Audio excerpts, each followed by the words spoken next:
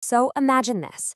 You think you've landed a job helping people, only to find out you're the friendly voice on the phone for a massive, massive fraud. That's exactly the story we're getting into today. We're looking at a scam that swiped over $100 million, and we're seeing it all from the inside, through the eyes of an employee who was just as tricked as the victims. I mean, this one sentence right here from Claudia Reid, it just cuts right to the heart of the story, doesn't it? Can you imagine that feeling, waking up and realizing the job you thought was about lifting people up was actually designed to destroy their lives? That's the journey we're about to go on. So let's talk about Claudia Reid. Back in 2007, she wasn't just looking for any old job. She really wanted to make a difference.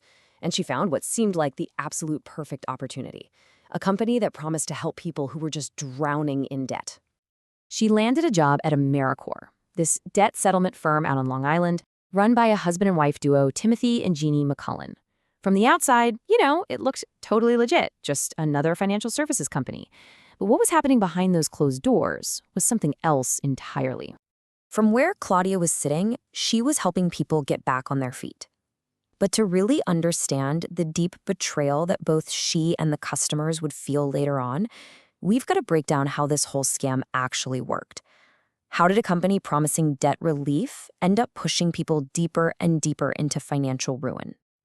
The system they built at AmeriCorp was, well, it was ingeniously cruel because it was literally designed to fail. It all started with one simple command: stop paying your bills, pay us instead. For almost a full year, AmeriCorp would just sit back and collect those payments, all while skimming these enormous fees right off the top. So by the time an employee like Claudia even got a chance to negotiate a settlement, the customer's account was basically wiped out. And here's the real kicker. On the rare chance a deal was actually made, the company's CFO would often just refuse to release the money, forcing the client, who's already desperate, to somehow pay out of pocket. All the while, AmeriCorp kept every single fee for doing absolutely nothing. And to keep people from panicking, employees were handed scripts just full of lies. They'd say things like, "Don't worry, your settlement is right around the corner," or "Your money is safe with us." And if a client got really anxious, they were told to refer them to these sham law firms, like a place called Allegro Law, which were all just part of the con. It gave people this false sense of security while their life savings were being completely drained. Look, a scheme this big, this brazen, it's never going to last forever, right?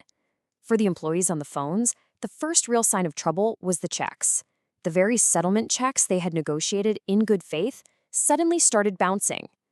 And then one day, federal receivers just walked in, men in suits who literally sat right next to them, listening in on every single call.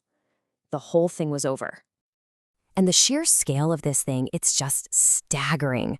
We're talking about more than $100 million stolen. And this isn't just numbers on a page. This was people's life savings, their retirement, money for their kids' college education. All of it, just gone. And that $100 million was ripped away from over 30,000 victims. We're talking veterans, widows, cancer patients, just regular, hardworking families who put their trust in AmeriCorp to help them. Every single one of those 30,000 people has a story of complete and utter financial devastation. And this is where the injustice of it all becomes so incredibly stark. On one side, you've got Claudia Reid, a low-level employee who had no idea she was part of a scam. Her career? Absolutely ruined, blacklisted from her own industry.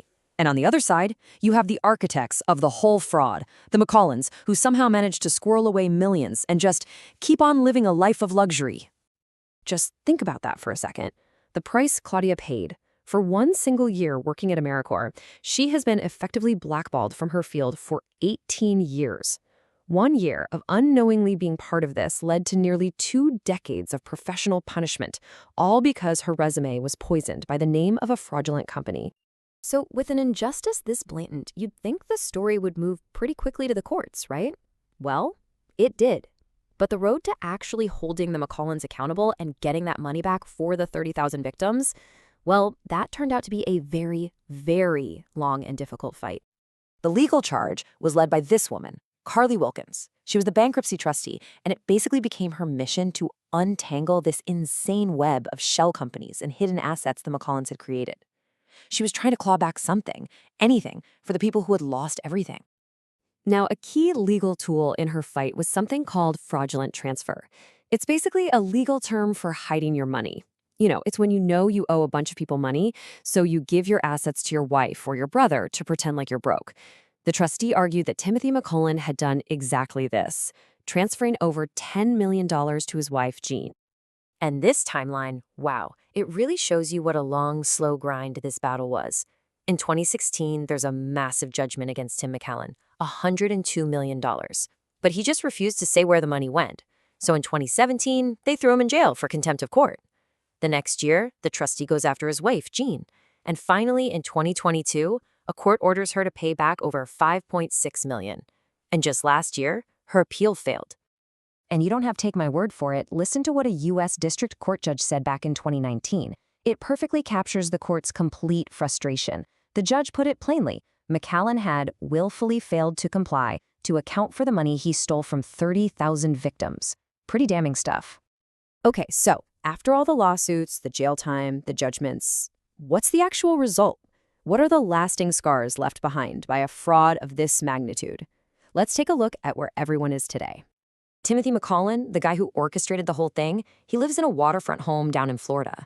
His wife, Jeannie, she runs a salon and enjoys luxury cars, despite that $5.6 million judgment against her. The CFO, Vanessa Smith Vinicum, she actually went on to become a CEO at another company. The nice lawyer from that sham law firm, Keith Nilms, he got disbarred. And Claudia Reid, after 18 years, she is still fighting to rebuild the career that was torched by her 1 year at AmeriCorp. And what about the victims? The 30,000 people who lost everything. Well, believe it or not, after all this time, the bankruptcy trustees' fight to get their money back is still ongoing. The legal battle is still being fought, more than 15 years after the company collapsed. And that leaves us with a really tough question, doesn't it? We've seen the crime, we've seen the victims, we've seen the long, slow gears of the law turning. But when the architects of a fraud on this scale can still walk away rich, while an innocent employee's life is derailed for decades, you really have to ask yourself, what does justice truly mean?